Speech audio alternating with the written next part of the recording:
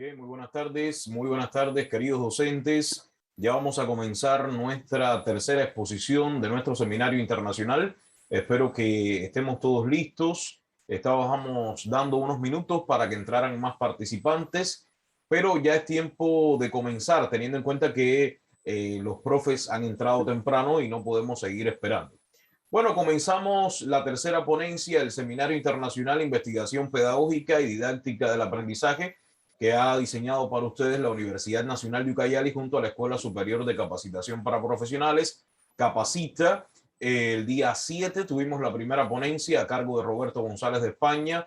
El sábado pasado tuvimos a la profesora Marleni de Perú y hoy tenemos también a un importante investigador que va a tratarnos el tema aprendizaje y didáctica, posibilidades de transformación en la práctica docente. Así que no se pierdan esta exposición. Esperemos que pueda ser de provecho para todos. Bien, entonces, gracias a todos por estar aquí. Recuerden que pueden hacer sus preguntas, sus sugerencias, pueden estar pendientes a la transmisión para que puedan también participar. Ese es el objetivo de esta ponencia, que puedan participar y que puedan desarrollar sus preguntas al terminar la exposición.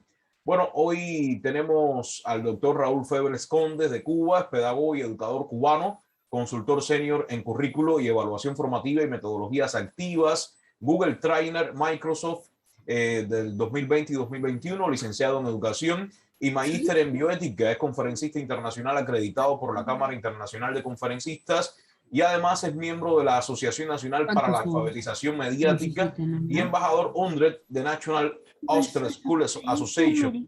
Ha dictado cursos y conferencias en diversos países de Latinoamérica. Así que vamos a darle la bienvenida a nuestro invitado de la tarde de hoy, el doctor Raúl Febles. Buenas tardes, Raúl. Buenas tardes, profesor Eglis. Qué gusto saludarlo y qué gusto estar de vuelta a compartir y a seguir aprendiendo con profesores del entorno de influencia de ESUCAP. ESUCAP es una institución que está orientada a la formación integral de los profesores, no solamente en el ámbito de la pedagogía, de la didáctica y la evaluación, sino también a impulsar espacios de transformación desde donde nos encontremos. Y qué bueno poder contar hoy día, o sea, que poder estar hoy día contigo, poder estar hoy día interactuando contigo y también con los profesores que se nos han incorporado para debatir un poquito sobre este tema tan interesante que es la didáctica y su relación con el aprendizaje, posibilidades de transformación en la práctica educativa. Preséntame un poquito a los profes, ¿de dónde son? ¿Qué hacen? Bueno, la Escuela Superior de Capacitación para Profesionales de profesor Raúl ha diseñado este seminario internacional precisamente junto a Capacita y la Universidad Nacional de Ucayali. Aquí la mayoría de los profes están pasando su especialidad o también algún diplomado dentro de la Escuela Superior de Capacitación para Profesionales y se le está ofreciendo este seminario internacional en conjunto con la Universidad Nacional de Ucayali para seguir potenciando estas habilidades y ofrecerles herramientas novedosas a nuestros estudiantes. Excelente. ¿De qué región estamos aquí conectados? De todo el país, hay de todo el país, de costa, sierra y selva, fundamentalmente de la selva peruana, que es donde la mayoría de los estudiantes pertenecen a nuestra institución, pero hay de todo el país realmente. Por ahí me gustaría que en el chat del Zoom pudieran ir diciendo los profes desde dónde nos están viendo, de dónde están conectados, a qué institución pertenecen. Excelente, excelente. Eso me sería muy útil porque así podríamos conectarnos un poquito más con los experiencias. 5:15 dijo, ¿no? Eso nos va a permitir conectar un poquito más con las experiencias educativas de los diferentes colegios, ¿no? De las diferentes regiones. Creo que tanto Eglis como yo hemos estado viajando a lo largo y ancho del Perú y a pesar de que somos cubanos, pues tenemos una mirada muy peculiar. Tenemos una mirada muy peculiar, tenemos una mirada muy interesante sobre las diferentes experiencias que encontramos en nuestro Perú, que también compartimos desde nuestros sentimientos, desde nuestras emociones, compartimos también este cariño, este amor por una patria que nos ha acogido y nos ha permitido servir desde la educación, desde esta esquina del mundo donde es tan importante generar impacto, porque cuando conectamos con los profesores, cuando dictamos talleres a los profesores, acá por ejemplo hay apenas 17 personas, no estamos conectando solamente con los profesores, estamos conectando con 17 instituciones educativas, 17 comunidades de aprendizaje y a su vez con 30 estudiantes como mínimo por cada una de estas 17 personas y a su vez con cada una de esas familias. O sea, estar conectados hoy día nos está permitiendo también conectarnos con las familias de sus estudiantes, con las comunidades donde sus estudiantes viven y por supuesto también con sus familias, que son tan importantes hoy en día. Creo que este tema de la pandemia nos ha ayudado a revalorar aún más el espacio familiar como un escenario de aprendizaje, más que como un escenario solamente de convivencia.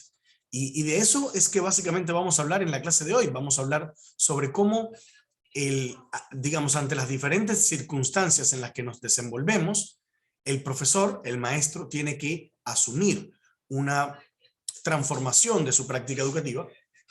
Y claro, lo vamos a orientar mucho más hacia el tema del aprendizaje y la didáctica.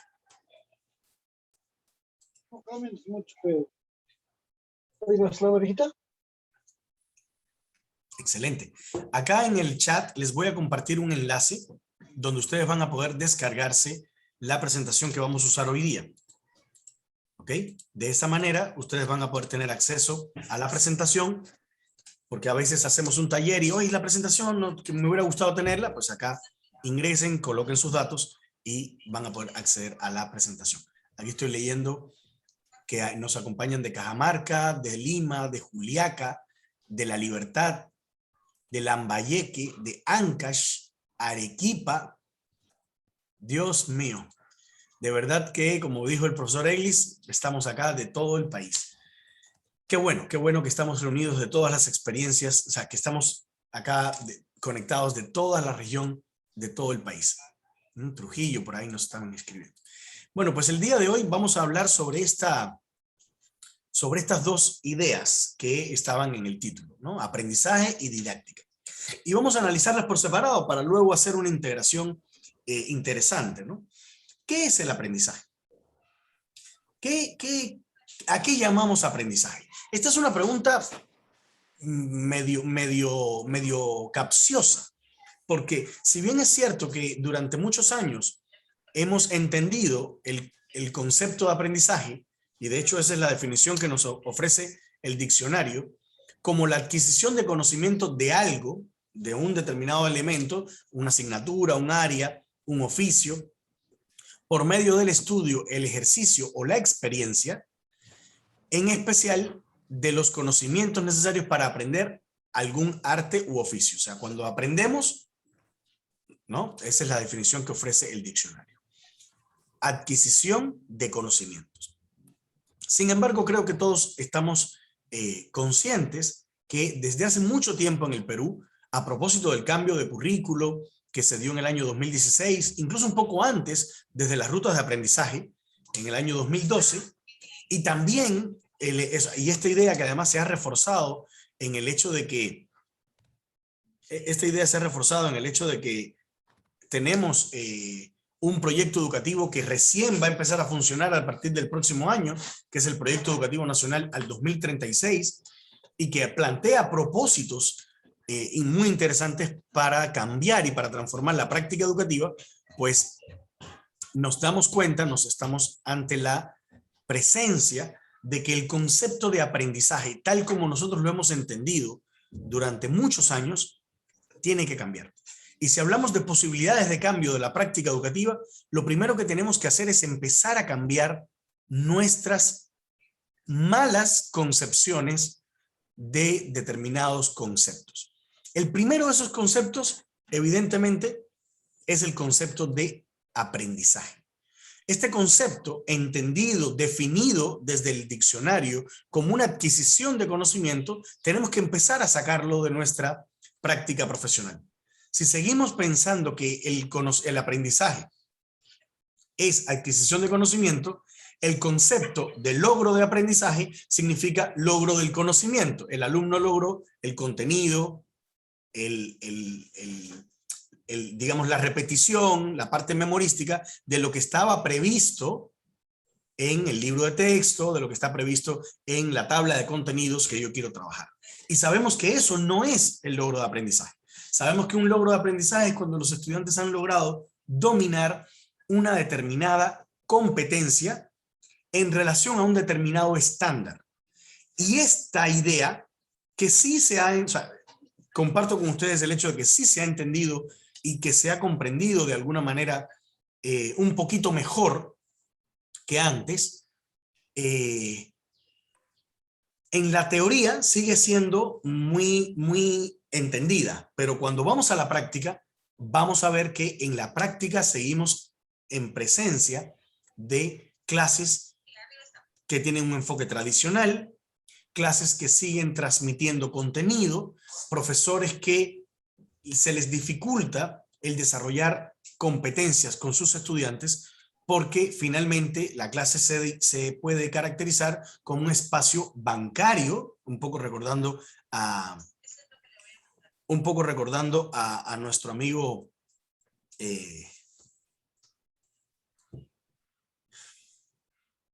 Paulo Freire. Perdóname, es que se me fue la idea momentáneamente. Recordando un poco la idea de Paulo Freire del aprendizaje bancario, la educación verticalista, y eso básicamente es lo que pasa en una clase o en una videoconferencia hoy. En aquellos colegios en los que, digamos, se puede conectar con los estudiantes, porque sabemos que en las zonas rurales todavía hay dificultades con la conexión, todavía hay dificultades con la organización de aprendizajes utilizando entornos virtuales. Lo interesante es que las pocas prácticas que hemos visto son prácticas bancarias, son prácticas donde el profesor prende la cámara y le envía a los alumnos la información, ya sea en forma de video, en forma de audio, o el profesor le envía un documento con la información, revisa esto, lee esto, examina esto, entrégame esta evidencia.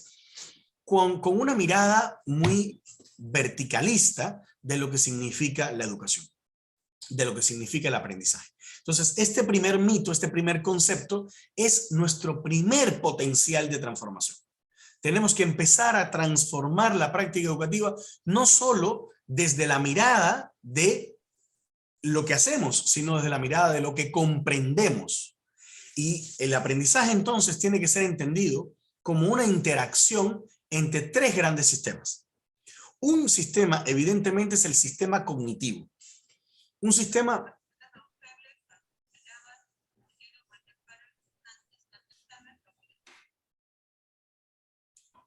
donde los estudiantes están enfocados donde los profesores y los estudiantes tienen que estar enfocados en el proceso de adquisición y procesamiento de la información. Fíjense que yo no estoy hablando acá de adquisición de conocimientos, sino estoy enfocado en el procesamiento y análisis de la información. Y esto tiene que ver no con la cantidad de contenido que yo le transmito a mi estudiante, sino con la cantidad de experiencias significativas de comprensión de ese contenido, de transformación de ese contenido, de relacionamiento de ese contenido. Y esto pues podría sonar un poco como que está hablando de lo mismo, pero hay que hacer una diferencia entre la cantidad de conocimientos que transmitimos a los estudiantes y la calidad de esos conocimientos. Y cuando hablamos de calidad, no hablamos de contenido, hablamos de conexiones que se realizan en nuestro cerebro cuando realizamos un determinado aprendizaje. Estas conexiones son las que nos van a permitir aprender a lo largo de toda la vida, como justamente plantea el informe de LORS. Estas conexiones son las que nos van a permitir desarrollar esos 4 pilares que se plantearon en el informe de LORS, La educación encierra un tesoro, en el año 1996. Son precisamente las conexiones las que nos permiten entender cómo aprendemos, qué es lo que necesitamos conocer. Y a partir de ese conocimiento, ¿qué necesitamos hacer? Y fíjense que acá ya no estamos hablando de contenido, sino estamos hablando de acción. ¿Qué necesitamos ser y cómo vamos a convivir?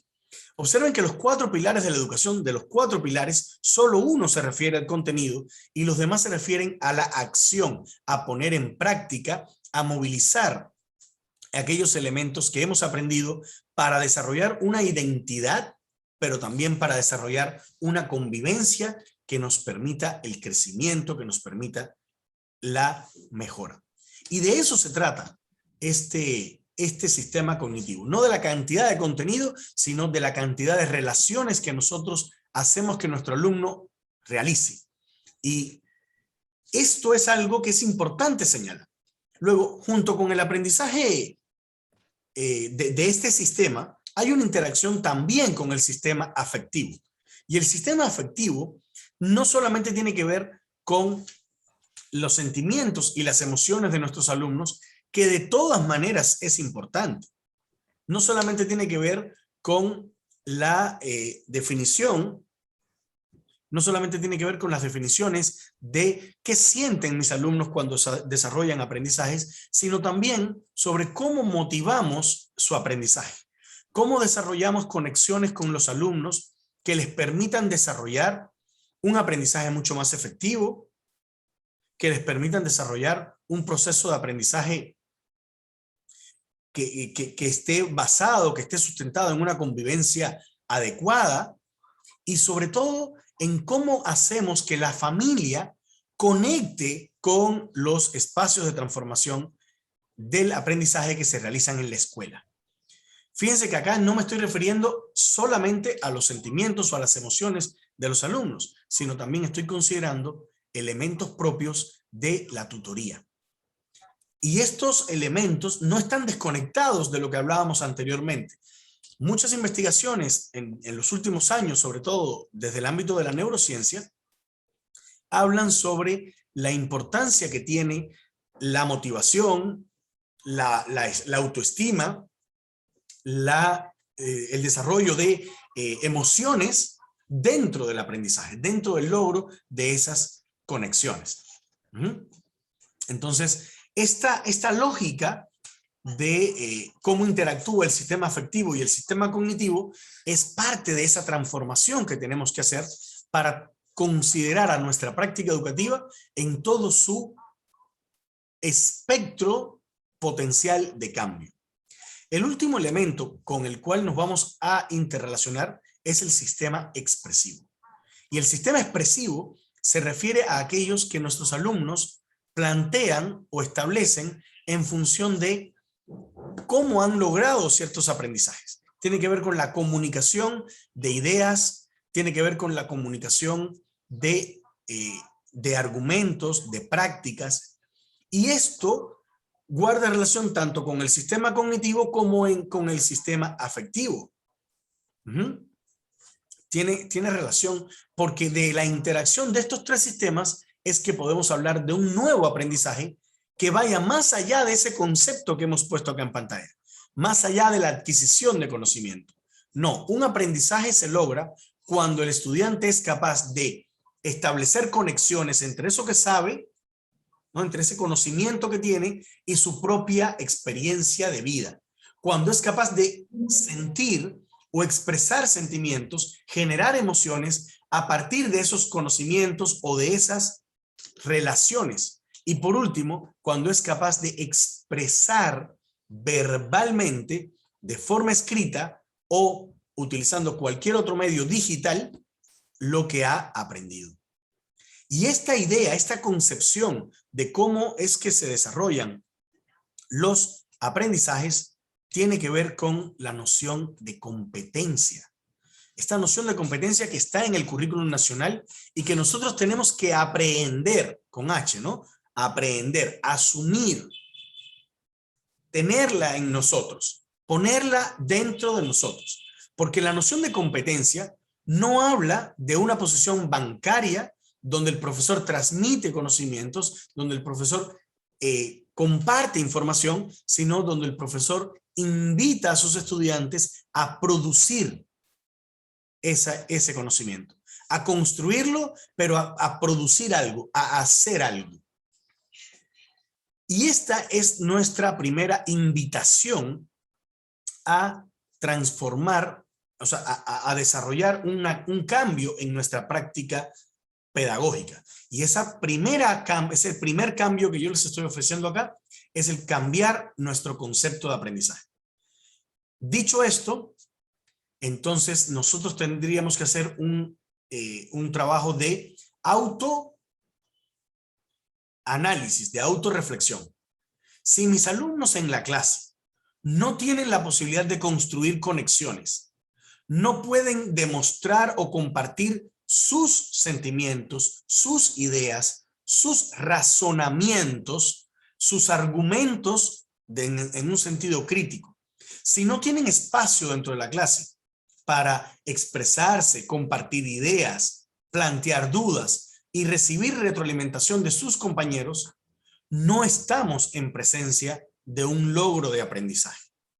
No estamos ahí. Entonces, esta es en primer lugar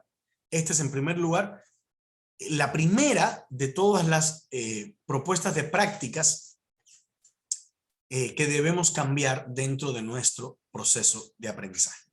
Yo ahora quiero darles la palabra a ustedes, quiero escucharlos si quieren tomar la palabra y compartir alguna opinión o algún comentario, de repente alguna experiencia sobre este tema.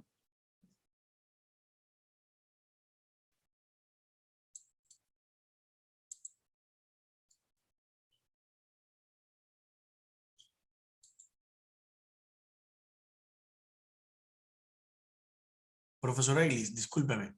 ¿Existe la posibilidad de que los profesores activen sus micrófonos? Creo que no. Y sí, claro, el que desee puede participar, ya sea por el micro o también por el chat. Si no tienen la posibilidad de encender su micro, también pueden hacer sus preguntas, consultas, experiencias, y el profe Raúl va a estar al tanto del chat.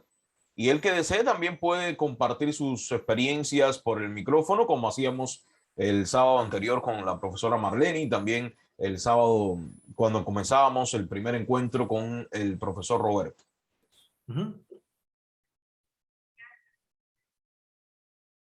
¿Alguna consulta, alguna duda, alguna pregunta para el profesor hasta en esta primera parte de la exposición sobre qué es el aprendizaje? Avancemos entonces. El otro elemento que se desprende de este tiene que ver con cómo vamos a transformar nuestra práctica. ¿Qué vamos a hacer para transformar nuestra práctica a partir de esta idea del aprendizaje y del concepto de logro de aprendizaje? Y para eso tendríamos que plantearnos por lo menos 3 preguntas. ¿Cómo vamos a promover el logro de los aprendizajes de nuestros alumnos a partir de pensar desde la dimensión cognitiva? Como bien planteaba en la parte anterior, hablábamos de que desarrollar aprendizajes cognitivos no se refiere de desarrollar una cantidad de aprendizajes, sino en evidenciar o en visualizar las conexiones. Esto tiene las conexiones que se realizan en nuestro cerebro. Y para ello tenemos que utilizar una clave muy sencilla. Utilicemos lo que en inglés se conoce como WH questions. Acá les voy a escribir en el chat. WH questions. En español serían las preguntas WH. ¿Y qué cosas son las preguntas WH? Las preguntas WH son preguntas que son las que garantizan el primer nivel de desarrollo del pensamiento crítico. ¿Y por qué se llaman así WH questions? Porque en inglés estas preguntas siempre comienzan con una W y una H. Por ejemplo, nosotros le preguntamos a los alumnos ¿cuánto es 2 más 2? Miren qué cosa tan sencilla. ¿Cuánto es 2 más 2? Los alumnos nos van a decir 4. Y nosotros podemos decir, perfecto, avancemos al siguiente ejercicio. Pero si hacemos eso, no estamos potenciando desde nuestra práctica el desarrollo del pensamiento crítico, el desarrollo de conexiones. Por eso tendríamos que utilizar la pregunta ¿por qué? Why. Dime por qué. ¿Qué te llevó? O sea, ¿cuáles son los pensamientos? ¿Cuáles son las conexiones? ¿Cuáles son las relaciones que tú has hecho en tu cerebro que te han permitido decir que 2 más 2 es 4?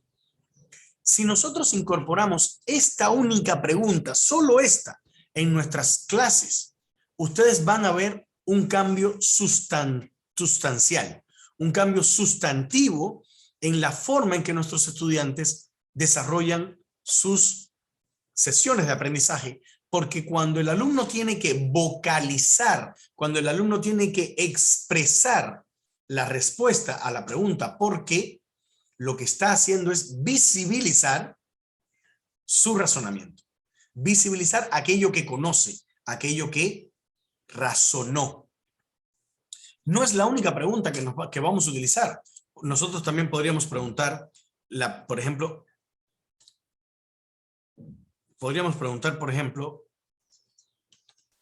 ¿quién? Whom. ¿Quién? ¿Quién hizo eso? ¿No?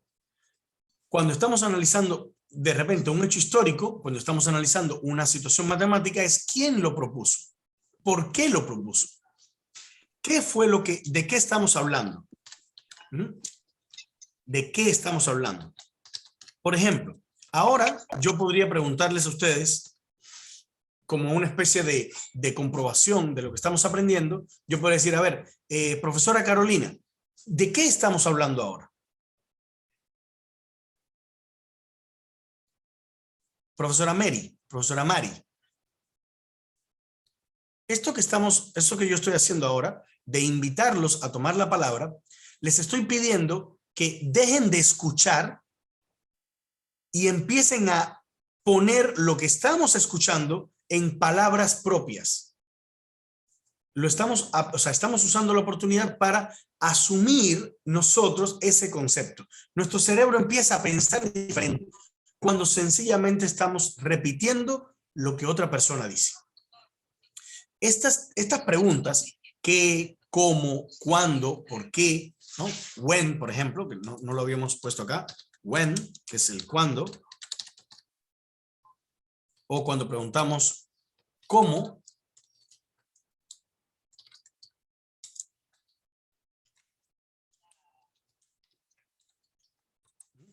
son preguntas que van a estar vinculadas a nuestro sistema cognitivo. Entonces, si queremos hacer una transformación en la práctica, solamente pensando la clase desde otra perspectiva, tendríamos, claro, who o whom, ¿no? Yo lo había puesto arriba, who o whom. Cualquiera de los dos puede ser, para identificar el quién, ¿no? ¿Quién lo dijo? ¿Por qué lo dijo? Y estas preguntas son las que nos van a ayudar a que nuestros estudiantes establezcan, visualicen, realicen conexiones. No es lo mismo escuchar, que hablar sobre lo que hemos escuchado. Entonces, cuando nosotros le pedimos a los alumnos, a ver, explícame lo que acabo de decir con tus palabras, lo estamos forzando, ¿ok? Lo estamos forzando a que el proceso de comprensión de la idea que yo le acabo de compartir se convierta en un pensamiento propio, se convierte en una conexión. Y si esa conexión no la hacemos, pues el alumno termina escuchando y termina diciendo, sí, la pasé muy bien, aprendí mucho, pero ¿qué aprendiste? Y en ese momento, cuando le preguntan ¿qué? Ahí el alumno es que puede demostrar aquello que quedó, aquello que realmente forma parte de tu experiencia. Esto es importante tenerlo en cuenta. La segunda, creo que ¿se ve bien la pantalla? Sí. A veces se va, pero está ahí. Ya. Es que no debería irse, entonces por eso estoy un poco preocupado. El segundo elemento, o la segunda pregunta que tendríamos que hacernos, se fue, ¿no? Estoy teniendo Ya está. Por momentos se pone negro y después aparece nuevamente. Sí, es un problema de la tarjeta de video. Lo que pasa es que Tengo otro televisor prendido acá. Entonces, la segunda pregunta que tendríamos que hacernos con el ánimo de transformar nuestra práctica educativa es ¿cómo promovemos el logro de los aprendizajes de naturaleza afectiva? O sea, ¿cómo hacemos que nuestra clase sea o visibilice o promueva este otro sistema que es el sistema afectivo? Y para ello tenemos que considerar preguntas como ¿cómo te sientes hoy? ¿Qué tan difícil te está resultando esto? Cuando te menciono este aprendizaje, ¿qué te viene a la mente? ¿Con qué experiencias de tu vida lo puedes conectar? ¿Qué elementos de tu vida cotidiana te permitirá resolver este tipo de aprendizaje que yo te estoy compartiendo? Y cuando el alumno es capaz de conectar, no en un sentido cognitivo, sino en un sentido afectivo, está haciendo que el sistema afectivo se haga explícito en el aprendizaje. Sobre el tema de los valores, por ejemplo, que también guarda relación con esto, sobre el tema de los valores se ha hablado mucho. Pero ¿cómo se desarrollan los valores? Yo tengo la hipótesis de que la educación en el siglo XXI está evidenciando una crisis en el sentido de la formación de valores. Y esta crisis se expresa porque los profesores han descuidado el foco central, que es el foco de desarrollar valores, por múltiples razones. Uno de ellos es que hubo una época dentro de la enseñanza de valores que no se hablaba de enseñar en valores, sino enseñar valores. Y entonces las clases de tutoría eran, hoy vamos a tratar la clase de honestidad. La honestidad es el concepto que no sé qué, y profesor, ¿podemos irnos un poquito antes? Entonces el profesor como que vigilaba y decía, sí, pero que no los ve el director. ¿Me entienden? O sea, enseñaban a los alumnos el concepto de los valores, pero luego el profesor no los verificaba, no los validaba, no los representaba. Y esa lógica de que el profesor no sea el ejemplo, se conecta mucho con que luego en el aula no verificamos la ejecución de ese tipo de valores. Sabemos, yo creo que es de común conocimiento entre todos y que además todos estamos de acuerdo en que la formación de valores es imprescindible dentro del sistema de aprendizaje afectivo. Pero ¿cómo formamos los valores? ¿Cómo formamos los valores en el aula si no desarrollamos experiencias donde nuestros alumnos tengan que promover o tengan que desarrollar la formación de valores? ¿Cómo hacemos eso? ¿Cómo logramos que nuestros alumnos efectivamente logren esos valores si no les proponemos que ellos desarrollen espacios dentro de la clase donde puedan movilizar, donde puedan mostrar esos valores? ¿Y por qué digo que cayó en crisis? Bueno, planteaba una primera razón, y es que hemos dejado de hablar de los valores en el sentido, vivencial, y empezamos a hablar de los valores en el sentido cognitivo.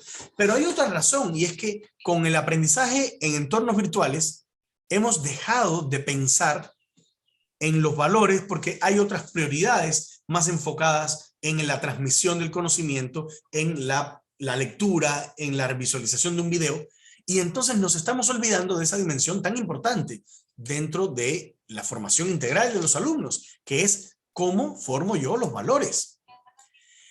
Hay otra teoría o hay otra razón vinculada a este tema, y esta razón tiene que ver con desdibujar dentro de nuestra práctica pedagógica, desdibujar el enfoque desde los valores y empezar a promover el enfoque actitudinal. O sea, más que desarrollar alumnos que sean solidarios, los profesores han empezado a buscar alumnos que tengan actitudes solidarias. Y esto ha sido un poquito contradictorio, esto ha sido un poquito complicado, porque lo que estábamos vivenciando eran alumnos que mostraban actitudes de solidaridad, pero nunca llegaban a contener el valor de la solidaridad en sí. Porque como la solidaridad como la actitud solidaria o la responsabilidad era un elemento evaluado, el alumno actuaba para salir bien sin llegar a transformar efectivamente el yo.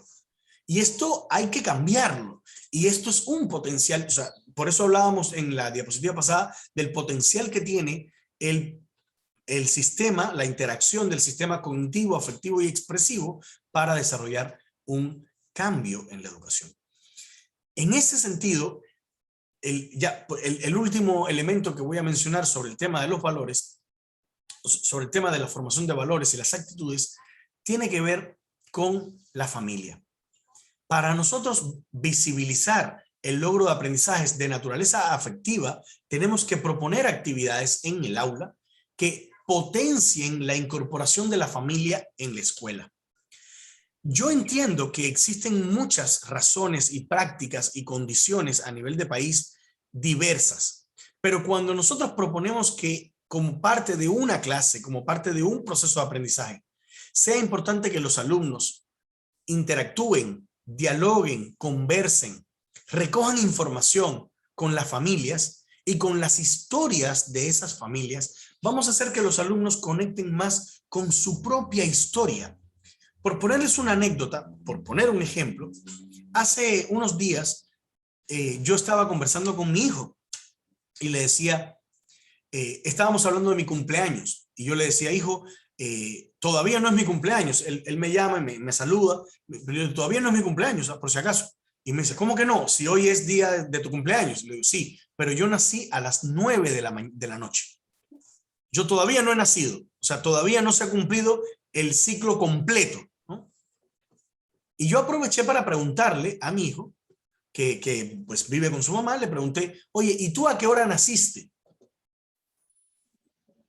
Y no sabía. No sabía. Claro, mi hijo tiene 8 años. Ustedes pueden decir, bueno, pero esas cosas no se dicen. O sea, no se le dicen a un niño de 8 años. Yo recuerdo, no sé, de repente Eglis también nos puede compartir esa experiencia, pero yo recuerdo que cada día de mi cumpleaños en Cuba, como que la tarea de todas las mamás es contar toda la historia de tu vida.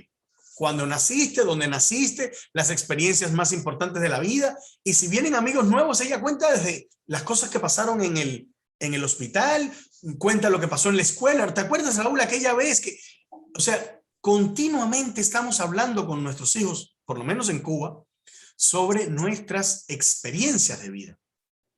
Y eso permite que las personas aprendan mucho de sí mismos, ¿no? Aprendan mucho de nuestros abuelos, nuestros bisabuelos, nuestros tatarabuelos.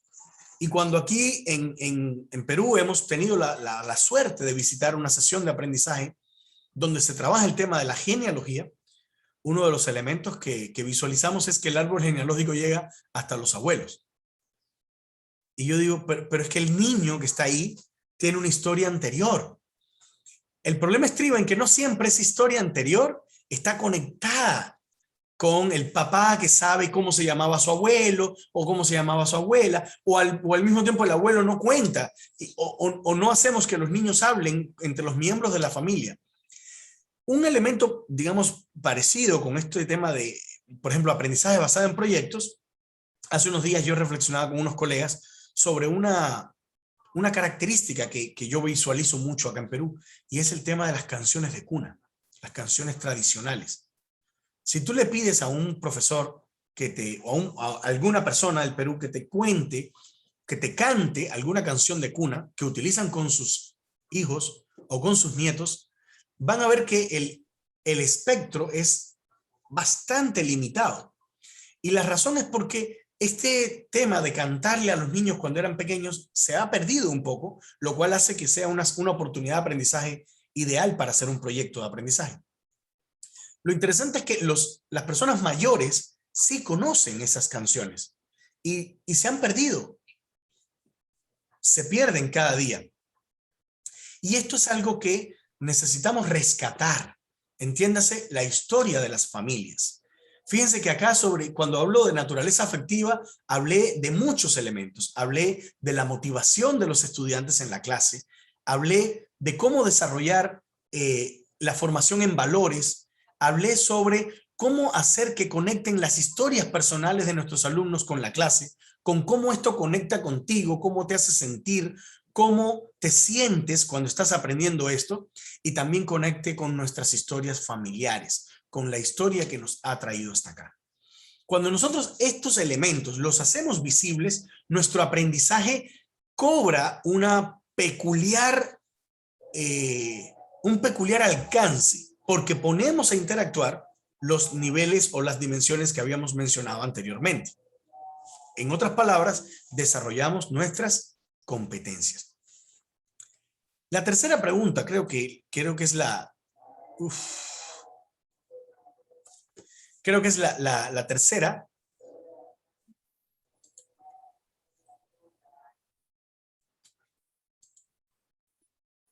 Vamos a confiar en que Dios es grande.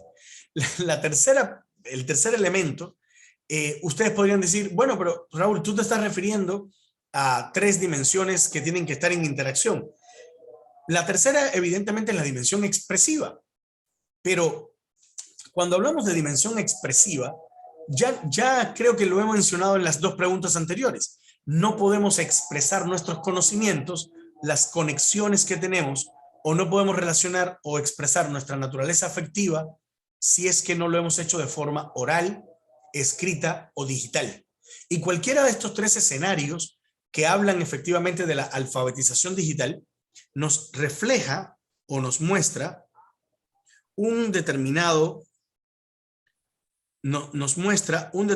nivel de interacción que permite garantizar o permite decidir que efectivamente estamos ante un aprendizaje en el sentido que queremos defender en este taller. Por tanto, la última pregunta que yo tendría que hacer, ya no enfocándome hacia la dimensión expresiva, sino hacia la dimensión competencial, es cómo promovemos efectivamente el aprendizaje de competencias en nuestra práctica pedagógica.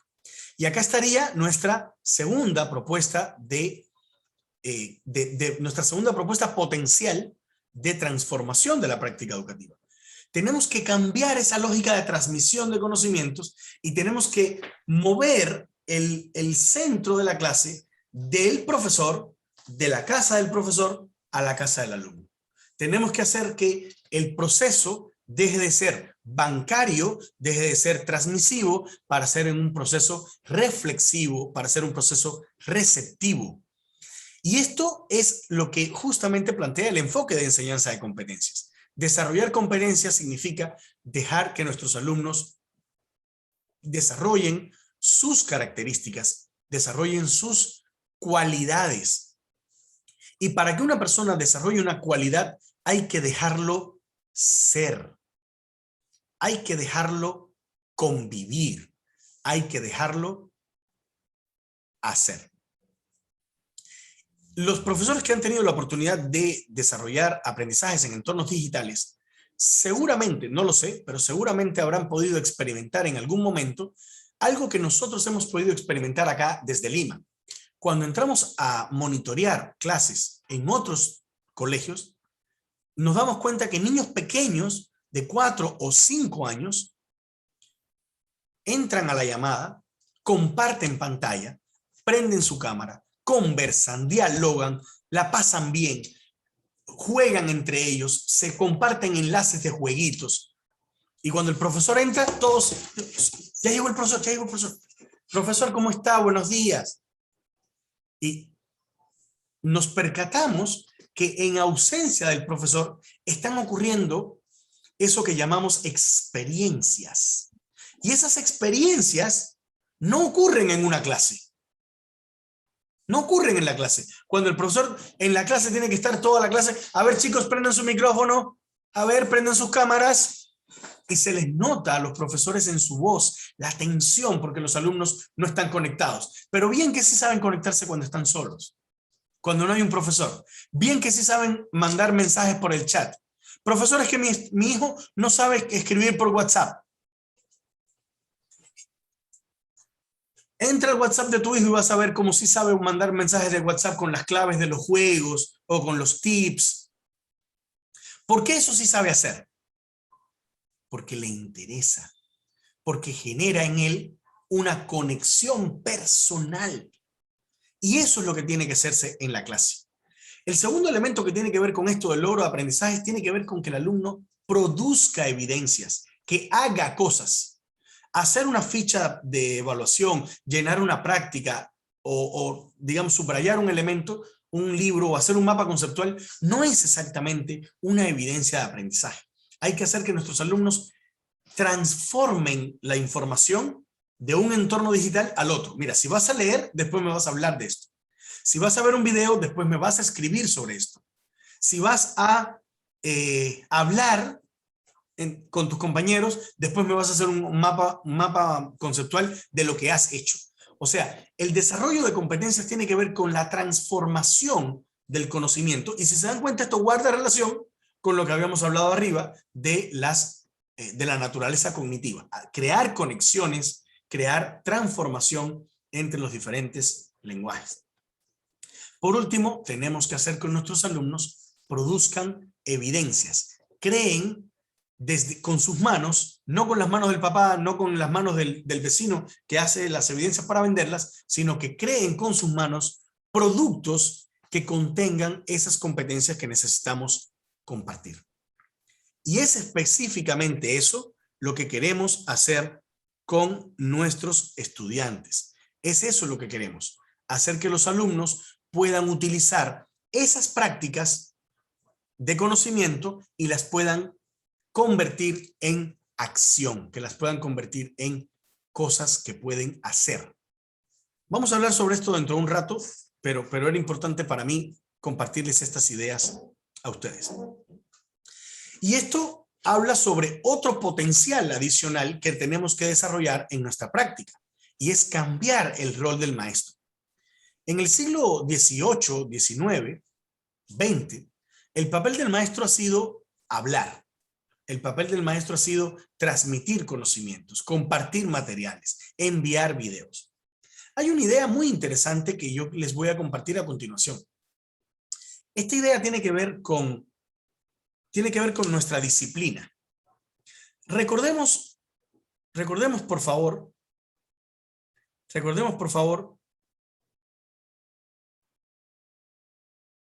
¿qué pasaría? O sea, hagamos este ejercicio. Pensemos por un minuto en un odontólogo, un dentista. Pensemos que nosotros tenemos la posibilidad de hacer que este dentista, que nació en el año, no sé, 1720, pueda revivir el día de hoy. Me acompañan en esta visualización, ¿cierto? Tenemos un dentista que murió en el 1720 y podemos hacer que reviva hoy. Ese dentista podría entrar a un consultorio odontológico y atender a un paciente. ¿Qué opinan?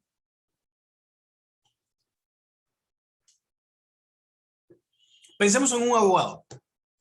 Un abogado que murió en el 1500 entra hoy a un bufete y quiere ejercer su derecho de ser abogado. ¿Podría hacerlo?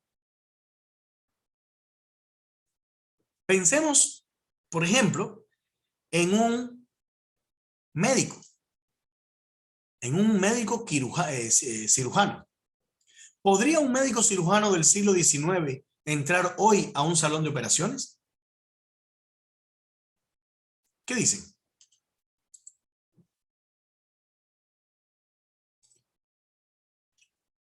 Efectivamente, Imer.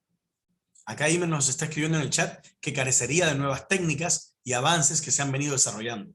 No conocería las medicinas, no conocería los avances científicos. Pero hagamos ese mismo ejercicio para un maestro. Exacto, profesor Osvaldo. Osvaldo nos está escribiendo acá en el chat, no porque el tiempo en el que se preparó o las estrategias que obtuvo se aplicaban solo para ese momento, pero no con ahora todos los avances que tenemos. Claro, ahora pensemos en un maestro. Un maestro del 1500. ¿Podría entrar al aula y tener algún problema para enseñar?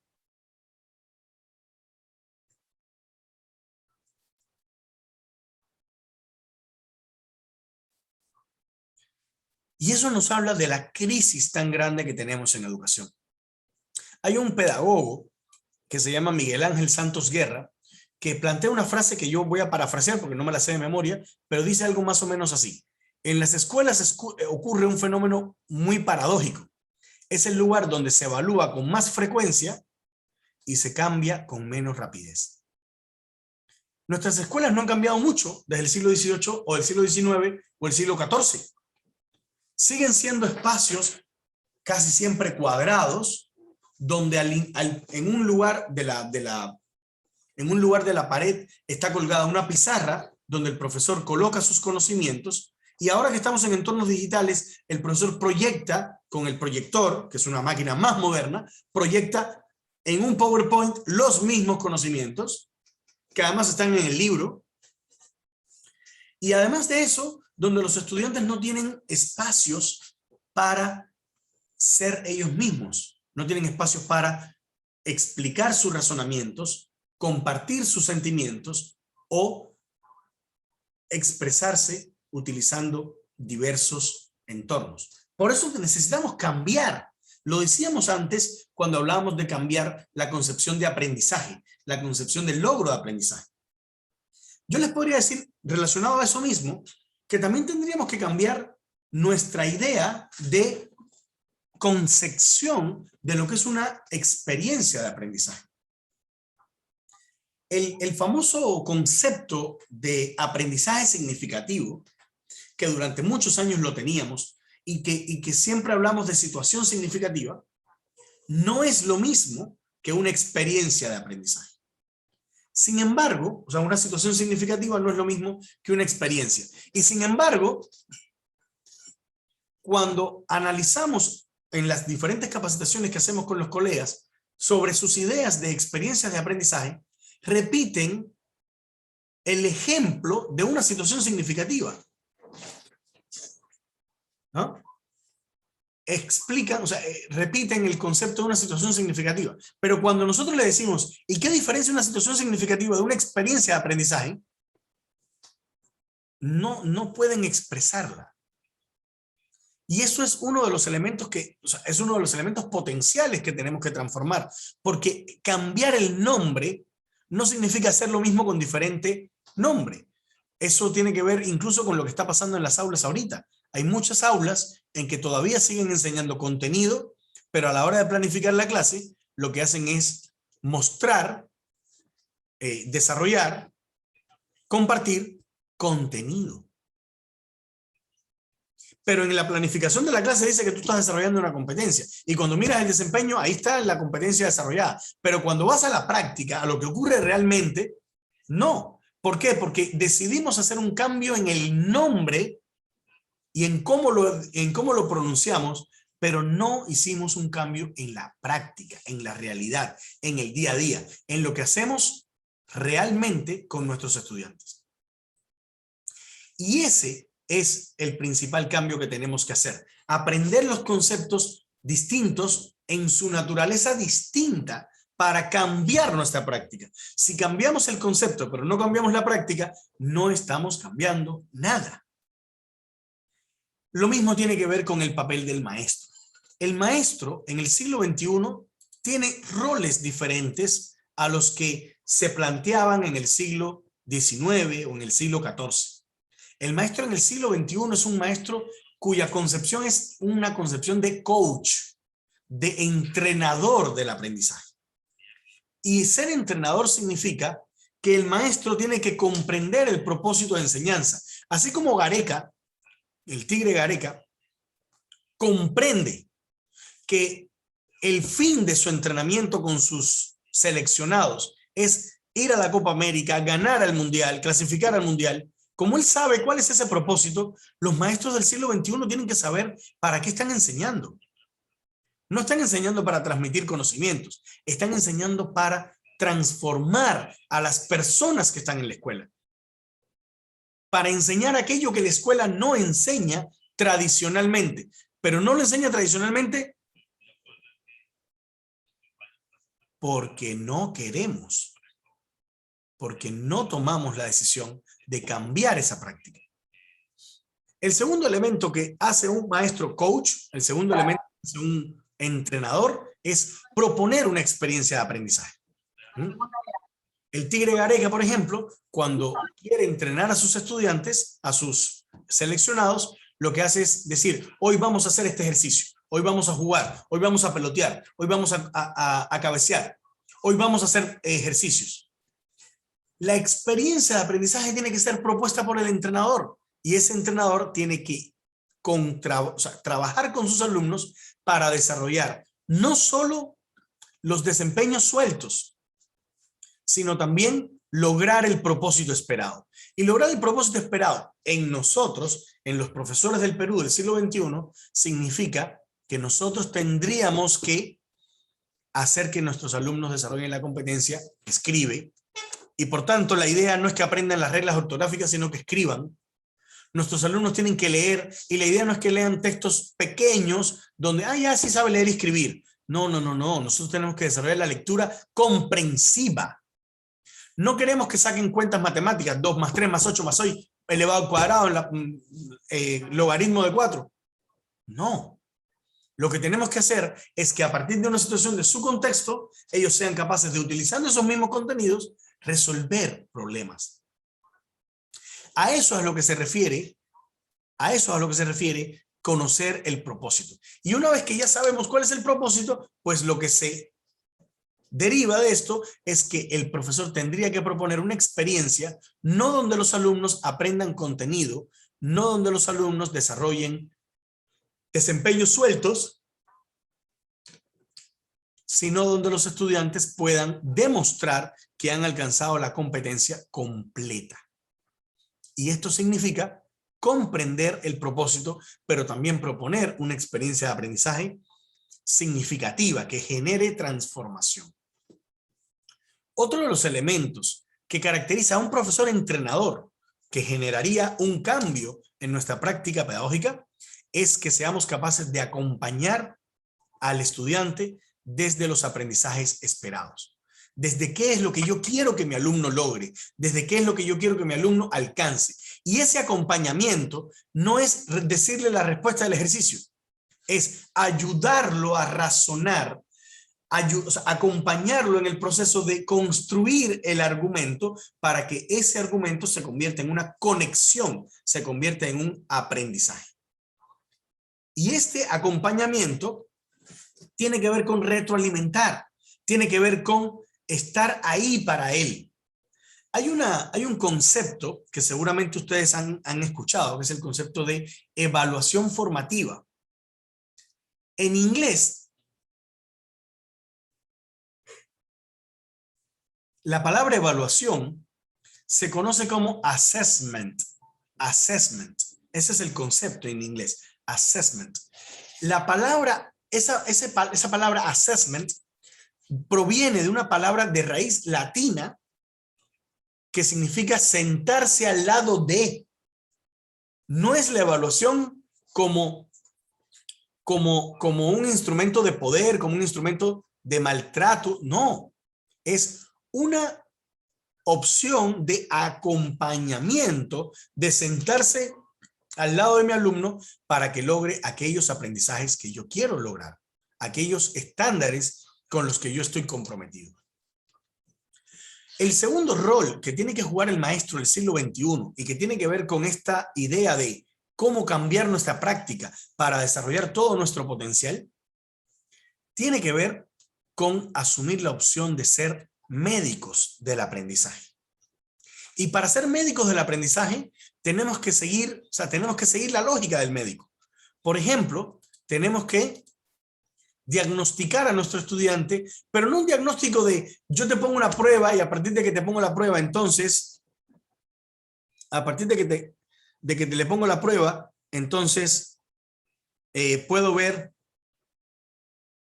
a partir de que pongo la prueba puedo ver si mi alumno está en C o está en A o está en B. No, es que yo tengo que enviar una evidencia para hacer el diagnóstico. Si yo quiero que mi alumno desarrolle la competencia indaga, yo no puedo, bajo ningún concepto, no puedo decirle a mi alumno, ok, vamos a hacerte una pregunta sobre cuáles son las características de la célula. porque eso no es un diagnóstico basado en evidencias. Un diagnóstico basado en evidencias significa ¿qué tanto sabes tú de indagar? Muéstrame. Indaga para mí. Realízame un problema de investigación. Propónme una hipótesis. ¿Cuáles son esas variables? ¿Cuál sería tu problema de investigación? ¿Qué experimento harías para que esas variables puedas medirlas? ¿Con qué instrumento medirías esas variables? Cuando un alumno te es capaz de proponerte un plan de indagación, está demostrando que conoce, que desarrolla la competencia indaga. Y por tanto tú vas a poder decir, mi alumno está en inicio, está en proceso o está en logro, a partir de ese diagnóstico. No porque te supo decir de memoria cuáles eran las características de la célula, porque la memoria no es una competencia esperada, ni tampoco es parte del estándar que tenemos que perseguir. Otro elemento que tiene que ver con el ser médicos del aprendizaje, tiene que ver con el tratamiento personalizado. Un médico sabe que existen enfermos, existen pacientes, no existen enfermedades. Y que una determinada enfermedad puede ser tratada en distintas personas de distintas formas. Para eso, el médico estudia 6 años, estudia estrategias de cuidado, diferentes tipos de medicamentos, cómo funciona el cuerpo humano. Y sin embargo, nosotros en educación nunca nos enseñaron cómo funciona el cerebro. Ahorita, en los últimos años, es que se está imponiendo el uso de la neurociencia para entender si el cerebro funciona de esta manera, ¿cómo tengo que enseñar yo para que el cerebro se active? ¿Cómo tengo que enseñar yo para que los estudiantes aprendan mejor? De eso se trata el tratamiento personalizado, de poder plantearle a cada paciente, entendiéndose a cada estudiante, un conjunto de actividades diferenciada, pero también mirando al estándar que le permita a cada estudiante lograr el éxito en la escuela. Y de eso se trata el proceso de enseñar competencias, de que cada estudiante pueda alcanzar los aprendizajes esperados, los estándares, los logros previstos, pero para lograrlo, el profesor necesitará tener tratamientos personalizados, acompañar al estudiante desde su individualidad, acompañar al grupo, pero también acompañar al estudiante. Y esto significa, o esto se traduce en un acompañamiento que no esté centrado en la tarea, que no esté centrado en el contenido, sino que esté centrado en la persona. Un acompañamiento centrado, un acompañamiento que esté centrado en las características de la persona, que esté centrado en las necesidades de la persona y por tanto que esté centrado en las características también de las familias de esa persona. Por eso es que es tan importante que los profesores cambien sus estilos, sus prácticas, porque ese cambio, ese estilo va a generar una manera de conectar diferente con las necesidades de aprendizaje de los alumnos. Y por último, una práctica, en este caso, una práctica pedagógica centrada en el logro esperado, centrada en lo que queremos alcanzar en nuestro alumno, centrada en aquello que queremos alcanzar. De igual manera como ocurre el médico, ¿no es cierto? El médico hace exactamente lo mismo. El médico cuando recibe un paciente, lo que hace es desarrollar su práctica centrada en cuál es el logro esperado, qué es lo que él quiere lograr. ¿Qué quiere el médico lograr? Que su paciente se cure. Entonces, ¿qué tiene que lograr el maestro, que es el nuevo médico del aprendizaje? Hacer que tu alumno aprenda. Si un médico recibe 10 pacientes y se le mueren los 10 pacientes, no debería ser médico. Sin embargo, nosotros recibimos alumnos, mis alumnos no logran los aprendizajes esperados y yo sigo siendo maestro. ¿Se dan cuenta qué injusto puede ser esto?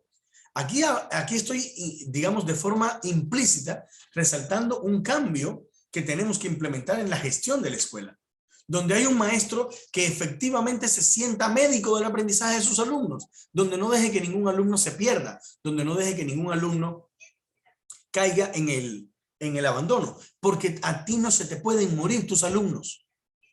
No puede ser que tus alumnos no logren los aprendizajes esperados. Ese es tu trabajo.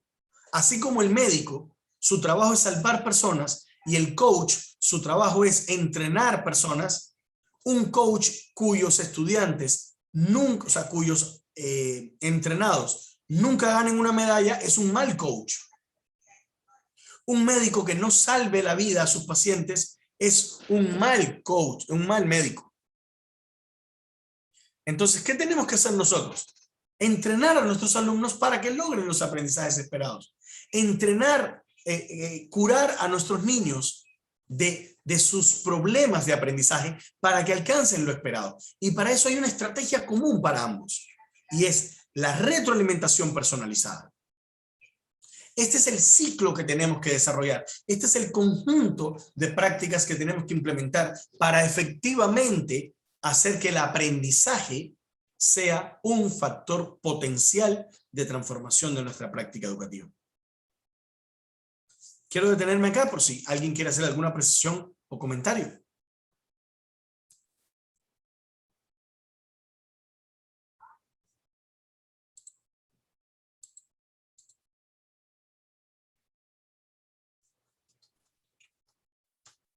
Observemos que hasta este momento hemos estado hablando sobre el aprendizaje, solo sobre el aprendizaje, pero también tenemos la misión, también tenemos la idea de reflexionar sobre la didáctica, sobre cómo construimos los aprendizajes.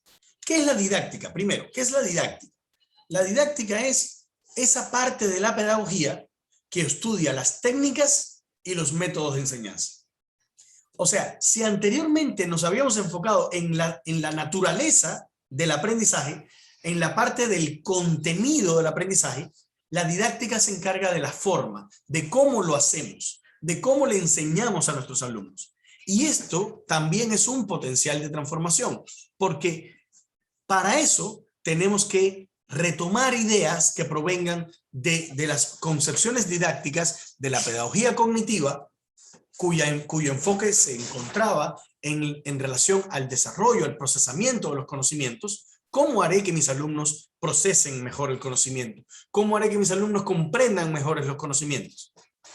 De la pedagogía activa, que seguramente ustedes reconocen como principios fundamentales, el puerocentrismo, ¿no? El centrar mi práctica en el estudiante, centrar mi práctica en las necesidades de mi estudiante, y también en la pedagogía actual, en el desarrollo de competencias, en la evaluación formativa. De eso se trata esta segunda dimensión de transformación, de transformación del potencial que tiene para cambiar en nuestra práctica educativa. Se trata de reflexionar cómo podemos cambiar los cómo. Gracias. ¿Cómo podemos transformar los cómo en, o sea, el cómo en acciones concretas que podemos desarrollar en nuestra práctica? Toda la primera parte que hemos desarrollado hasta acá hablaba del qué. ¿Qué tenemos que enseñar? Y este qué era el contenido. La didáctica es la forma, el cómo lo vamos a desarrollar. Y para eso, en la pedagogía cognitiva nos hablan de que es importante que los alumnos desarrollen habilidades en el proceso de aceptación, recepción y procesamiento de la información. Una buena idea, por ejemplo, podría ser trabajar con nuestros alumnos las estrategias de organización visual. El hecho de utilizar mediadores de pensamiento para construir los aprendizajes que tenemos que desarrollar. Y para ello existen múltiples herramientas digitales como el Mind Map, o como el Bubble Ask, o como el Mindomo, o como el CMAP Tool.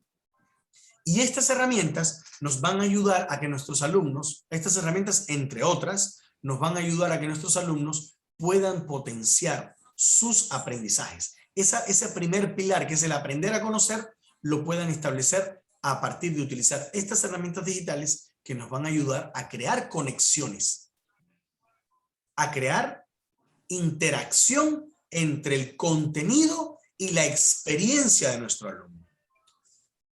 Pensando desde la pedagogía activa, que, como ya decíamos anteriormente, tiene una lógica muy interesante. Tiene una lógica muy interesante en tanto pone en el centro del proceso al estudiante, en tanto pone en el centro del proceso de aprendizaje al hacer. Aquí hay dos ideas importantes, pues desde la pedagogía activa, la didáctica que nos propone es justamente crear espacios en la clase para que los alumnos compartan, para que los alumnos dialoguen. Ustedes se imaginarán cómo puedo sentirme yo cuando les pido que comenten si tienen alguna duda, algún comentario, alguna idea, y ustedes se quedan en silencio. Imagínense. Me imagino que no se sentirán muy bien cuando se lo hacen a ustedes. Lo gracioso es que ustedes, siendo profesores, también lo hacen cuando están en clase. Y esto es uno de los elementos más contradictorios, porque todos los profesores se quejan. No, es que mis alumnos no participan en clase. Pero te están pidiendo que participes y tampoco participas. No, es que mis alumnos no dan su opinión. Cierto, tus alumnos no dan su opinión, pero tú cuando estás de alumno tampoco lo haces. Entonces tenemos que desarrollar, desde la pedagogía activa, tenemos que desarrollar experiencias de aprendizaje, didáctica del aprendizaje, que potencie en mis alumnos interacción, compartir, trabajo en grupo, trabajo colaborativo, aprendizaje grupal. Y para eso existen múltiples herramientas. Yo he mencionado o yo he colocado acá 3, pero podemos hablar de otras más. Por ejemplo, estamos en una videoconferencia en Zoom o en Meet. Bueno, pues, ¿cómo hacemos que nuestros alumnos se comuniquen entre ellos a través del Meet? Ok, vamos a trabajar a través del WhatsApp, que es, digamos, el formato fundamentalmente es de audio. Perfecto. ¿Cómo vamos a comunicarnos con nuestros colegas? ¿Cómo vamos a comunicarnos con nuestros alumnos a través del WhatsApp? ¿Vamos a utilizar el audio? ¿Cómo podemos construir audio con ellos? Profesor. Sí, por favor. Una intervención. ¿Ya? Ya que estamos trabajando con las plataformas virtuales, lo que pasa que yo, por ejemplo, yo soy de Lima, y en cuestión al uso del manejo de las tecnologías, los alumnos, la mayoría no tienen internet, trabajan a pesar que estoy en Lima, capital, los alumnos no tienen datos, o tienen datos y activan, como dice, por su propia iniciativa, ¿no? Pero no tienen acceso a internet. Entonces, ¿cómo romper esa brecha? Porque se trabaja por el WhatsApp, se utiliza el audio, se utiliza el Google Meet, se utiliza el Zoom, pero como le digo, la falla es en internet. Si en capital es así, en provincia debe ser peor. Sí. Y entonces, ¿de qué manera de repente de buscar a aquellos alumnos que no tienen esa posibilidad, ¿no? Porque es bien triste también a la vez acá en capital donde se observa. Yo a lo menos de mi parte yo trabajo con esas plataformas, pero los chicos, si yo tengo 28 alumnos, la mayoría 10 tienen internet, los restos no tienen, y entonces él indica que pues vuelvan a recargar y que puedan entrar a retroalimentación, o puedan entrar a entregar sus trabajos al día siguiente o pasando 2, 3 días. Entonces es tedioso. En cuestión a si se utiliza WhatsApp, la mayoría sí entra, porque creo que es gratuito y a la vez es más utilizable, ¿no? A nivel nacional. Ese fue mi comentario. Sí, efectivamente el tema del internet es un tema recurrente. Cada vez que hacemos un taller, sobre todo con profesores de provincia, nos comentan esto. Desafortunadamente el tema de la brecha digital no lo podemos resolver desde un taller. O sea, eso es un tema que hay que resolver como política de Estado. De hecho, yo asesoro a un colegio que está en Iquitos, un colegio de profesores, un colegio que está en Iquitos, y lo curioso, lo peculiar, es que ellos para conectarse tienen que hacerlo en la noche. Les cuesta mucho trabajo, se les dificulta. Y son profesores, ¿ah? O sea, de todas maneras tienen elementos ahí que les ayudan, pero Iquitos, la conexión en la ciudad es bastante complejo. Y claro, esa dificultad no podemos resolverla. Lo que estamos haciendo acá, cuando hablamos de potencial de transformación, es pensar en el potencial de transformación que podemos aplicar desde nuestra práctica. Lo que sí podemos resolver, lo que está en nuestras manos. Y confiar en que el Estado, el Ministerio de Educación o las familias se van a encargar entonces de desarrollar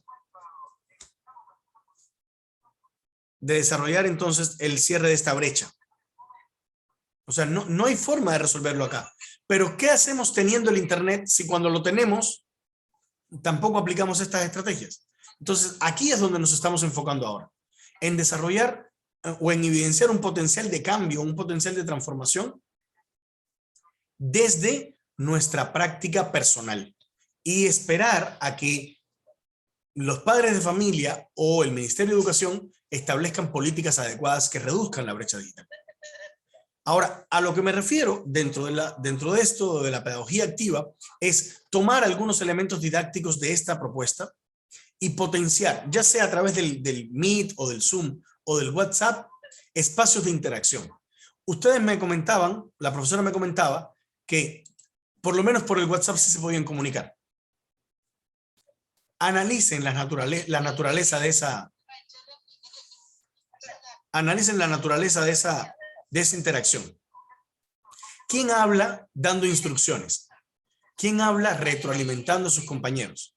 ¿Quién habla explicando lo que hay que hacer? ¿Quién reparte y distribuye los recursos? ¿Quién propone las tareas? ¿Quién evalúa las tareas? A lo que nos estamos refiriendo ahí, es que si en el WhatsApp, que por lo menos funciona, el profesor es el que asume un rol más protagónico, no estamos considerando elementos didácticos de la pedagogía activa. ¿Por qué no podríamos hacer un foro, por ejemplo, a través del WhatsApp? Léanse ese texto y respondan a la siguiente pregunta. Hagan comentarios al comentario del profesor y hagan comentarios a los comentarios de sus compañeros. Es usando el WhatsApp igual, pero es usando una estrategia que proviene de la pedagogía activa, que es la asamblea, el trabajo en equipo. El WhatsApp nos permite tener grupos de WhatsApp. Grupos, ok, voy a hacer mis 5 grupos, planteo mi pregunta en el grupo grande y luego le digo, vayan a los grupos y quiero que hayan debates ahí. Por WhatsApp pueden compartir videos, planteando sus opiniones. Pueden poner un ejercicio y explicar cómo resuelven el ejercicio. ¿Por qué no hacemos ese tipo de cosas? Por ejemplo, Google tiene una funcionalidad muy interesante que ha incorporado, con honestidad hay que decirlo, ha incorporado recientemente, pero de trabajo sin conexión. Tú puedes hacer que tus estudiantes trabajen en documentos de forma colaborativa, puedes trabajar en el Classroom de forma colaborativa, pueden trabajar a través del Drive de forma colaborativa y todo eso sin necesidad de una conexión a Internet. ¿Por qué no potenciamos el uso de estas herramientas que primero son gratuitas y segundo potencian la interacción, el intercambio, las relaciones humanas? Y la respuesta es porque no lo habíamos considerado hasta ahora. No es porque ustedes no lo sepan, no es porque ustedes no quieran, es porque no lo han considerado. Y para eso hacemos este tipo de talleres, para que puedan ustedes conocer o comprender otras estrategias que sí funcionan en algunos contextos y que definitivamente les puede dar a ustedes luces sobre cómo desarrollar el aprendizaje en el día de hoy. El tercer elemento que quiero mencionar es el de la pedagogía actual. Y cuando hablamos de la pedagogía actual,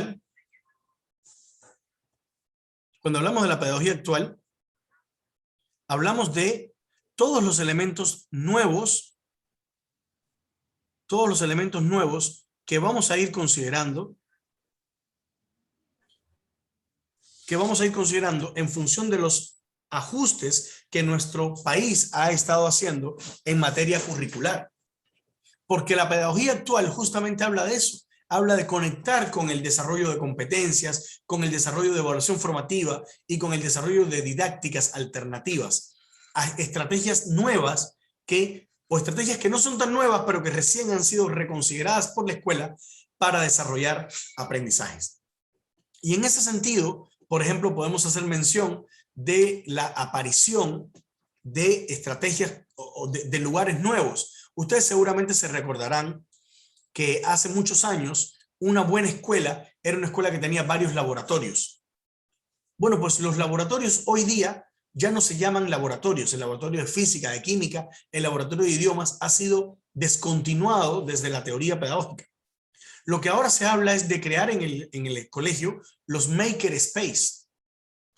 Esos lugares donde los alumnos puedan desde transformar la madera, el metal,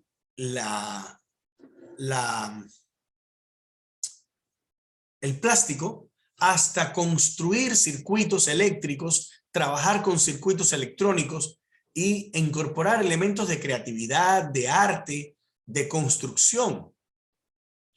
Esos makerspace tienen que ver con una tendencia muy reciente, apenas hace 20 años, que tiene que ver con el constructivismo, con incorporar lo cognitivo, aquello que tiene que ver con espacios de mayor reflexión constructivista en el aprendizaje, hasta lo aplicativo. Y ahí podemos entonces hablar de la robótica, del uso de los Lego, del Lego Serious Play, entre otras estrategias que deben ser consideradas por la escuela del siglo XXI.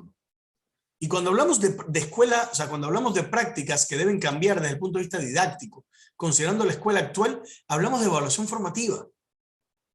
Hablamos de evaluación formativa en la medida en que las evidencias, en la medida en que lo que los estudiantes hacen es buscada, interpretada y utilizada por los maestros para tomar decisiones. Piensen cuándo fue la última vez que evaluaron. Piensen, la última vez que evalué fue, no sé, ayer. Ok, ¿qué cambió de ayer para hoy? ¿Qué cambio hiciste en tu práctica? Y la respuesta es la frase que nos decía la frase que nos decía Miguel Ángel Santos Guerra hace unos años. En la escuela ocurre un fenómeno paradójico. Es el lugar donde se evalúa con más frecuencia y es el lugar donde se cambia con menos rapidez. La escuela del siglo XXI nos habla de una didáctica donde ponemos en el centro del aprendizaje a la evaluación con enfoque formativo. Y esto significa promover ciclos de autoaprendizaje, de aprendizaje individual, de aprendizaje de coevaluación y también de heteroevaluación, y también promover espacios donde los alumnos construyan sus portafolios de aprendizaje. Y esto significa proponer en el aula tareas que sean auténticas, tareas que no sean repetitivas, que no sean memorísticas, sino que sean de aplicación, de desarrollar la competencia en su magnitud más amplia, que involucre complejidad, que involucre toma de decisiones, que involucren que los alumnos hagan.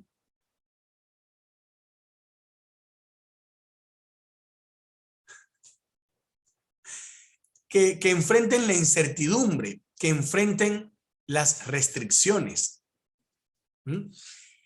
Y también hablábamos, cuando hablamos de cambio, hablamos evidentemente también de incorporar didácticas alternativas, como es el caso del aprendizaje basado en proyectos, el aprendizaje basado en investigaciones o problemas, entre tantos otros tipos de aprendizaje basado en, ¿no?, el Active Viewing Learning, que es el aprendizaje basado en videos, ¿no?, cómo promover el pensamiento crítico, cómo promover las conexiones a través de la visualización de videos, a través de la visualización de recursos visuales, o por ejemplo el Visible Learning, ¿no?, cómo hacer que la metacognición sea el centro de nuestra clase, o por ejemplo la gamificación. Y acá me estoy deteniendo en aspectos así flashazos, porque evidentemente no nos da tiempo para reflexionar con profundidad muchos de estos aspectos, pero por ejemplo, hablar de aprendizaje basado en proyectos significa poner al alumno en el centro del proyecto, desarrollar actividades de colaboración, de interdisciplinariedad y promover un mayor impacto y transformación de la sociedad a partir de este aprendizaje. Cuando hablamos de gamificación, nos referimos no solamente a utilizar actividades que permitan que el niño se sienta más activo, más divertido, con música, con puntaje, con subida de niveles, sino también que pueda interactuar como en el Minecraft o en el Roblox o en el Classcraft, puede interactuar dentro de un juego, pueda trabajar de manera inmersiva, jugando con sus pares y construyendo a través de estrategias de juego aprendizajes que puedan transformar su realidad. Estos elementos que hemos mencionado acá hablan de una hablan de un claro potencial de transformación. Y ese potencial de transformación que podemos evidenciar en la escuela tiene una clara relación entre lo que podemos cambiar respecto al qué y al cómo. Y lo que nosotros los maestros tenemos que hacer es aprender los nuevos qués y aprender los nuevos cómos, porque de esa manera vamos a poder conectar con nuestra práctica personal, con nuestra práctica profesional, con esa práctica donde lo que importa más es el alumno y no el contenido, donde lo que importa más es el acompañamiento, la retroalimentación a ese alumno y no el contenido que el estudiante conoce, donde lo que importa más es la experiencia de aprendizaje, aquello que el alumno está viviendo. En ese sentido, creo que es válido señalar o es válido concluir que entre el aprendizaje y la didáctica existe un potencial todavía inmenso en el cual podemos transformar nuestra práctica pedagógica. Y de eso hemos hablado en esta clase. Les agradezco su participación. Bien, muchísimas gracias al doctor Raúl Febles por esta excelente exposición. ¿Alguna pregunta, interrogante? Aprovechar su participación. Aquí los docentes puedan emitir sus criterios, hacerles algunas preguntas a nuestro expositor, por favor. Si alguien está interesado en hacer alguna pregunta, alguna consulta, para que nuestro ponente le pueda responder con gusto. ¿Algún interrogante sobre toda la exposición que hemos desarrollado? Bueno, que ha desarrollado el doctor Raúl Febles. ¿Algún aporte que se quiera aportar? Creo que es importante señalar, profesor Eilis, que acá les estamos compartiendo también un enlace donde ellos pueden descargarse la información de esta diapositiva y la puedan revisar, la puedan mirar con más detenimiento. Así que también es importante hacerles la invitación, la extensión, a que ustedes revisen este enlace y puedan descargarse la diapositiva que les hemos compartido el día de hoy. Profesor, a mí me gustaría que usted nos diera algunos detalles un poquito más expuestos sobre el aprendizaje basado en proyectos, ya teniendo en cuenta que en la primera exposición también el profesor Roberto González hablaba un poco sobre el aprendizaje basado en proyectos, pero es muy probable que usted nos pueda aportar otros elementos interesantes sobre esta didáctica, aprendizaje basado en proyectos, que usted considera que debemos tener en cuenta. ¿Qué elementos debemos tener en cuenta precisamente para lo que usted planteaba, que el estudiante sea el centro, para que haya mejor colaboración entre los estudiantes y se logre realmente ese impacto y esa transformación? Sí, mira, es importante señalar que hablar sobre ABP puede ser un elemento muy sencillo de conversar, como también puede ser un elemento muy complejo. Específicamente, o sea, vamos a abordar la postura más sencilla. En la postura más sencilla, el aprendizaje basado en proyectos es básicamente aprender a través de un proyecto. Y ustedes dirán, profe, pero usted se está burlando de mí, ¿cómo me va a repetir lo mismo? Y es que no estoy repitiendo lo mismo. Estoy diciendo las mismas palabras, pero no las estoy diciendo con el mismo sentido. Aprender a través de un proyecto significa pensar nuestra clase como algo que hay que hacer y que los contenidos, los aprendizajes que se van a alcanzar por eso que hay que hacer y no al revés. Esa es una de las primeras características del ABP. El proyecto de aprendizaje es el centro de esta didáctica nueva. Y claro, eso significará que nuestros alumnos van a aprender cosas para resolver el problema que el proyecto ha planteado.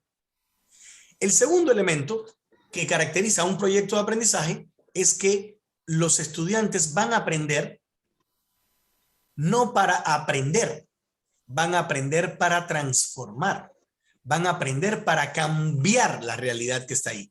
Y esto es uno de los problemas más grandes que vemos hoy día en la escuela peruana del siglo XXI, y es que, en la escuela actual, y es que muchos proyectos de aprendizaje se realizan, pero los alumnos terminan no haciendo nada.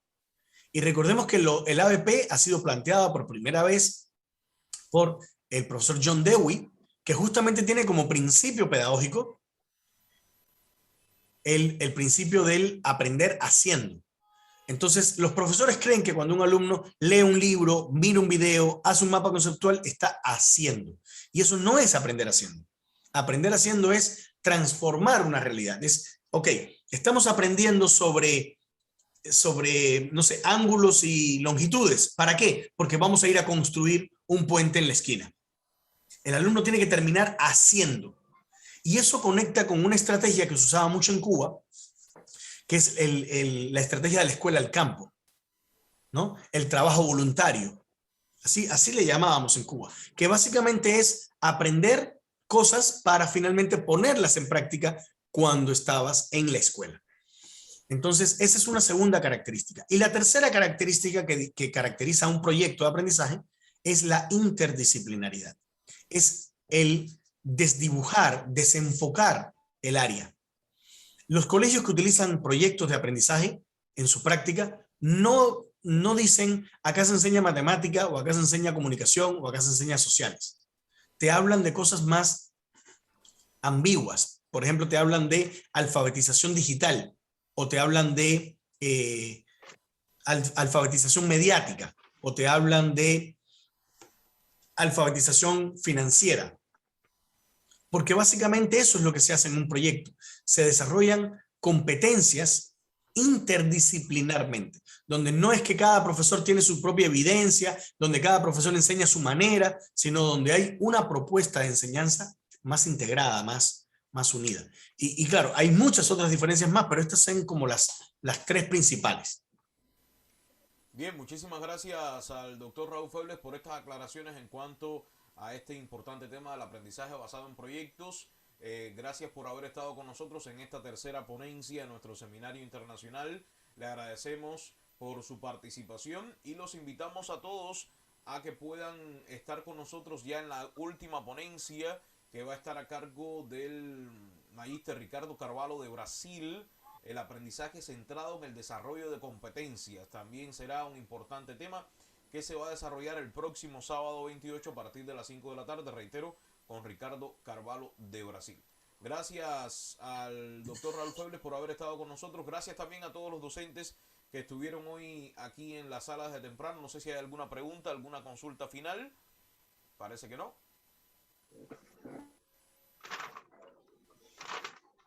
¿Me escucha, doctor? Doctor, tenga muy buenas ya es tarde, ¿no? Muy buenas noches. El que le habla es docente John Jamán Calvarado, de acá del departamento de Ancash. Bueno, para felicitarlo por la cátedra que nos ha dado en esta tarde, doctor. Doctor, mira, justamente usted lo que habla, ¿no? Aprendizaje basado en proyectos. Acá, doctor, bueno, yo quiero deslindar sobre nuestra currícula, doctor. Está bien, doctor, todo esto, nosotros deberíamos hacerlo y debería ir de la mano, doctor, con la investigación.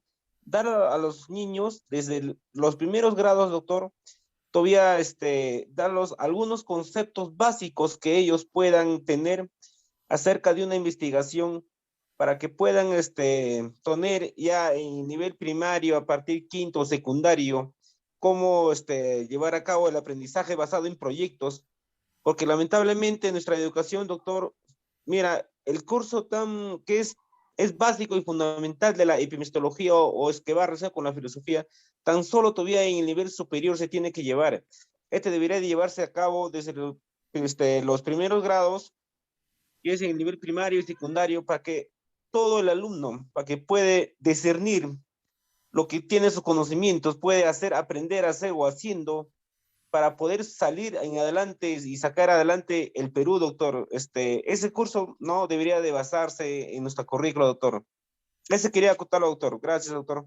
Excelente, excelente. Muy bien. Yo también coincido en que es importante promover el desarrollo de la investigación en un proyecto, y si conectamos la educación básica con la educación superior, pues el desarrollo o la pertinencia de la epistemología como una de las ramas de la filosofía que intenta explicarle cómo construimos el conocimiento es súper pertinente. Bien, me gustaría, doctor Raúl Febles, que si nos puede dejar algún contacto, dónde podemos seguir su trabajo, dónde podemos comunicarnos con usted para alguna asesoría, alguna consulta en cuanto a estos temas. Sobre todo sé que usted es un experto en estrategias digitales, en entornos virtuales, incluso representante de Google. Y bueno, ahí están los contactos. Ahí ya tienen los profes la posibilidad de poder contactar con el doctor Raúl Febles para cualquier consulta, pregunta, ya individualmente lo puedan hacer. Bueno, muchísimas gracias. Gracias por haber estado con nosotros en la tarde de hoy, y gracias también a todos los docentes. Nos volveremos a encontrar el Gracias por la invitación. para seguir en nuestro seminario internacional. Muy buenas noches. Un abrazo grande a todos. Chao, chao. Gracias.